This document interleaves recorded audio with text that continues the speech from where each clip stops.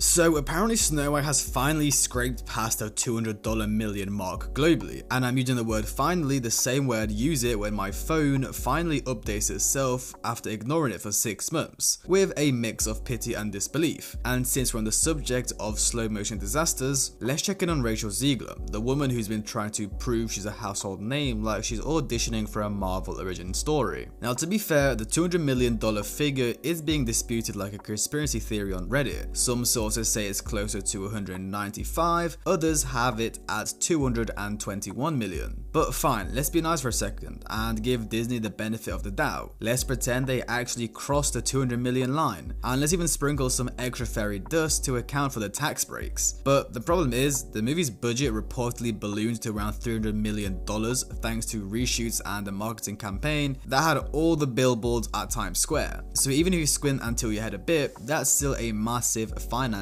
belly flop. And speaking of belly flops, Zegler's latest move is her role in the stage production of Evita at the London Palladium. It's a big venue, a big role, and you'd think this would be her time to shine, especially since the marketing is practically screaming Golden Globe winner, West Side Story, Hunger Games, you know, the whole Hollywood playbook of trying to manifest a star into existence through sheer repetition. But here's the kicker, I checked the ticket availability for the June performances, and it's about as open as the DMs of a washed up reality star. The entire theatre is green lit, and not in the fun we're all sold out kind of way, more like nobody's buying these tickets, please help situation. Every single seat is still available. That's not just a flop, that's an audible thud. To put this into perspective, I checked a few other West End productions to see if this was just a London theatre problem. It's not.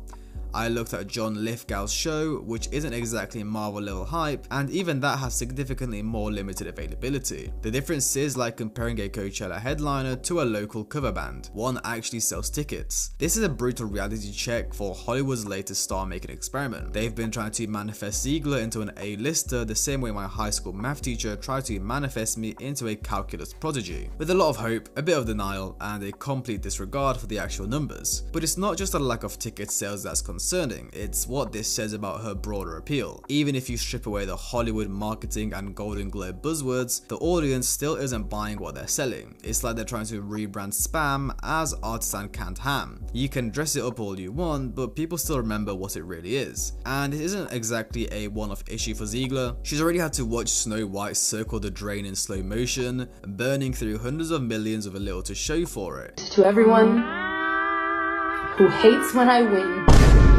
people still line up to see her. Despite my flaws, and despite my cracks and my breaks, and there are many of them, that at every premiere and everything I do, people will wait in line to see.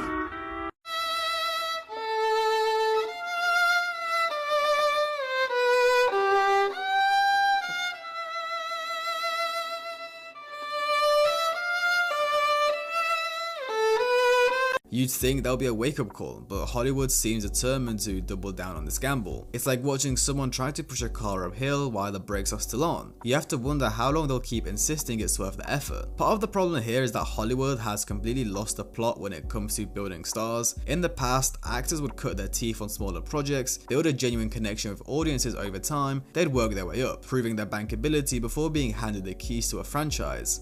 Now, studios just throw relatively unproven talent into $300 million gambles and act surprised when it doesn't pan out. Look at the actors like Timothée Chalamet or Florence Pugh. They didn't just pop up as the leads in $300 million blockbusters, they built their fan bases through smaller, critically acclaimed projects. They weren't just handed the spotlight, they earned it. Meanwhile, Zegler's been thrust into one massive production after another without that kind of slow, steady build that actually creates staying power in the industry. It's like trying to sprint a marathon. You might start strong, but you're probably going to hit the wall before you reach the finish line. And it's not like Zegler has done herself any favors with her public comments. She's made some eyebrow-raising statements about the original Snow White, calling it outdated and even describing the prince as a stalker, which, shocker, didn't go over well with fans of the 1937 classic. I know that you've told me before that your version of Snow White is different and it's more of a 2022 version of Snow White.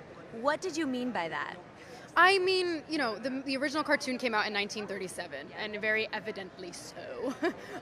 There's a big focus on her love story, with a guy who literally stalks her.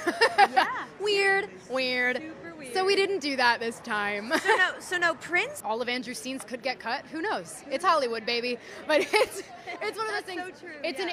an inner journey that she goes on to find her true self. This is the same group that got Little Mermaid's box office torpedoed over a Twitter campaign, so maybe a little more caution was in order. At this point, the question isn't whether Zegler can act, she clearly can, but whether she's being set up to fail by an industry that refuses to let her grow organically. They're pushing her into leading roles without the audience connection or commercial track record to back it up, and if the empty seats at the London Palladium are any indication, the public is picking up on this disconnect. So where does this leave her? Probably facing a very awkward series of meetings with her agents and publicists as they try to figure out how to salvage a career that's veering dangerously close to punchline territory. If Hollywood is smart, and that's a big if, they'll hit pause on the massive productions and let her rebuild through smaller, more character-driven projects, give her a chance to connect with audiences on a more authentic level before throwing another $300 million Hail Mary her way. But knowing the industry, they'll probably just double down again, hoping the next big blockbuster will finally be her breakout moment. It's the Hollywood version of throwing good money after bad, and I'm pretty sure we all know how that story ends. I mean, here's the uncomfortable math no one in the boardroom wants to solve. Evita's producers needed roughly 60 to 70% capacity across its run just to break even after rent, crew wages, union fees, and Palladium overhead. Right now, sales charts look closer to 5%. That means the show is staring down the barrel of an early closure clause, which could be a PR mushroom cloud for both Zegler and the backers who pitched this as a surefire star vehicle. Even if last-minute tourists swoop in, you can't outrun a first weekend headline that reads, "Entire balcony still empty." Financially, Disney's Snow White Misadventure already put Zegler on the expensive risk spreadsheet every studio keeps hidden under the desk. Add a visibly empty West End launch and she graduates to the dreaded insurance surcharge tier. That's when completion bond companies jack up rates because they smell a potential money pit. Producers hate that, which means fewer scripts land on her desk, which means momentum slows, which you get the loop. From a branding angle, the optics are equally brutal. The narrative isn't talented young performer finds her footing, it's an industry anointed actor keeps headlining losses. That seeps into algorithmic casting models. Yes, those exist, where social sentiment and financial return merge into a neat red flag. Translation, her reps will be fighting uphill for every green light meeting for the next 2 years. So that's pretty much it. Rachel Zegler's newest live performance is flopping, she's not selling tickets, and it really seems like her career may be over. I mean, it basically was already over after Snow White made hundreds of $millions